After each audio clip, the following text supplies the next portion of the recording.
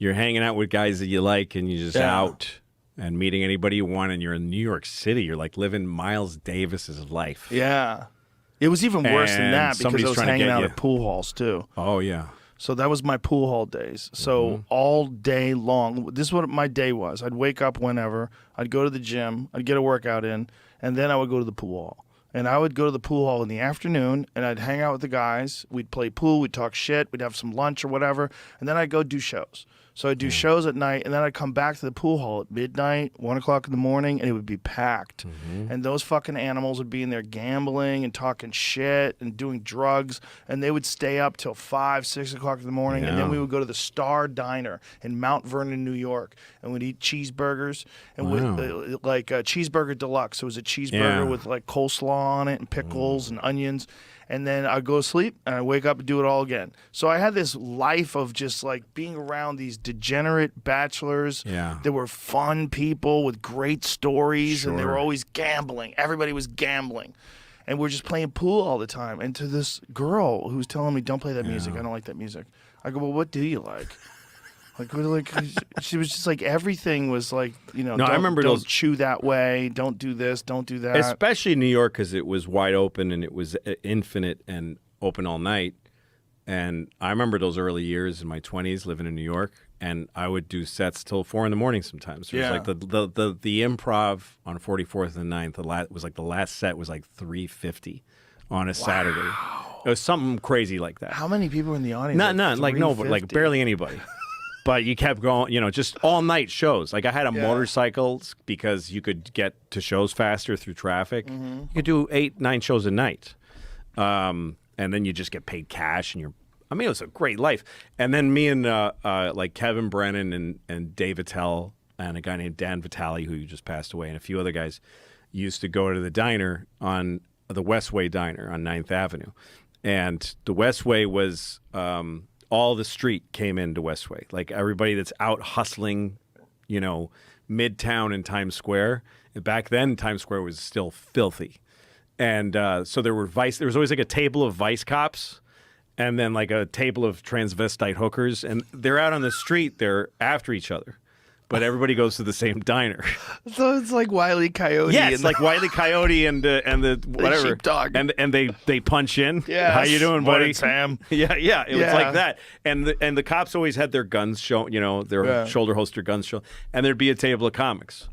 Wow. And we would just sit there and eat fucking Greek food and, you know, and just hang out and watch this weird, you know. I was so happy then. I was just so happy. It's such a fun time. Yeah. You know, you don't really know what's going to happen. You hope that you make it. You hope you can continue to make a living. Yeah.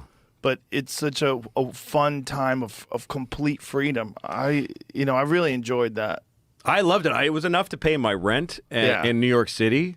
And at the time, I liked New York City a little more than I do now because there was more like cool stuff like bookstores and Tower Records, and there was more movie theaters, and there was more off the wall culture and strange stuff to see, and more restaurants and diners. There's really not all night diners in Manhattan anymore. There isn't? They're gone. Like me and Bobby Kelly, when we were getting ready to do his special, I went to watch him at the Cellar, and then I said, let's go to a diner and talk it over. And we walked around there, couldn't find one.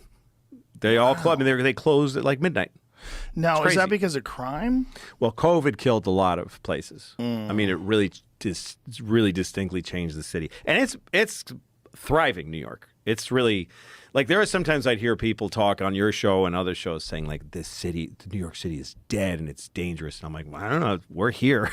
Like, it's okay. It's a very resilient city. It's been through a lot. Yeah. So well, it's also bouncing back. Just the fucking sheer numbers. Yeah, there's just so many people. Someone's going to pick up slack. Yeah. Somebody's business will fail. A lot of businesses fail. Katz's Deli's still open, right? Sure. That's open late.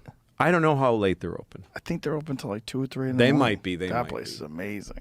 I love that place. That's my favorite New York place to eat late night. It hasn't changed. You give them the ticket, and then the guy... Yeah, you paying cash? Yeah, paying cash, and the guy gives you a little piece of pastrami while you're waiting. Yep. And you tip him. Yeah. And then you take these fat chunks of pastrami on rye back to you and a big pickle. Oh, my God. So good. It's very last time I was there, I rented a Jeff Ross. I'm like, this is the perfect place for you. Yeah, that's where he belongs. Katz's Delicatessen open 24 hours. That's right. Fuck yeah. Yeah. That's it. That's That's it. all that's left. That's what you want. God, I want to fly there right now and go eat. It's so good. The brisket, Everything's great. fucking the fries are good. And they've been open since like the 1800s. Oh, Forever. look at that sandwich. Forever. Look at that fucking Beautiful. sandwich. Oh, so good. It's such a classic Jewish delicatessen. Yep. Just classic. There used to be a bunch more. There was a place called Ratner's on Delancey that was better. Jerry's But it's Deli gone. went under in L.A. Yeah, they all. That's a sad. COVID killed Jerry's Deli. Yeah. Jerry's Deli was incredible. I fucking loved that place. I used to stop at, well, the one in Woodland Hills went under before COVID, but I used to stop there on the way home from the Comedy Store to call my wife. I'm like, look, I'm going to Jerry's Deli. What do you want? Get Nice. pastrami Reuben, a bowl of soup, and we'd eat together after my set. It was amazing. That's Like great. so much fun. That's great. Yeah, it was like such a good, Jerry's Deli was such a good place to meet people too. Like, yeah, let's go talk about it. We'll go meet at Jerry's Deli. Go sit there, go over jokes and shit. Yeah, sure. Yeah. Yeah, that kind of stuff. I mean, probably younger generations have their own version of that. But ours, I we're guess. 55, so Yeah. there's less of us. Most people our age are pretty settled. They're not going out anymore. But the thing So- about the delis, for me, was always the history. It Yeah. wasn't just that the food was amazing. It's like, this place has been here since 1875. This place has been here since 1946. It's like, there's like Cantor's is another Yeah, they still great have that. In place. LA, you can still Yeah. go to Cantor's. Thank Yeah, I remember going to God. Cantor's and seeing, I was with a comedian. Her name was Felicia Michaels. You remember Felicia? Yeah, I remember Felicia. And I was hanging out with Felicia, and we went to Cantor's, and it was my first time in LA, and Jackie Mason was there, Oh, wow. and I just watched him check her ass out. He just checked out Felicia's ass with that kind of like he nodded at her ass, like That's and hilarious. she's standing there. She had no idea.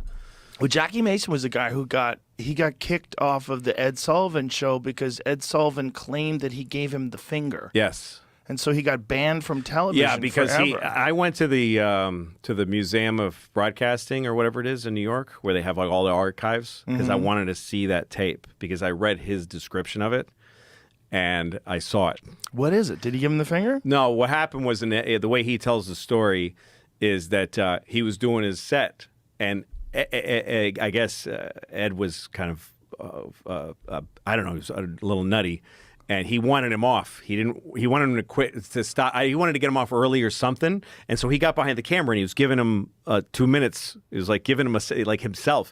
And Jackie's trying to do his set.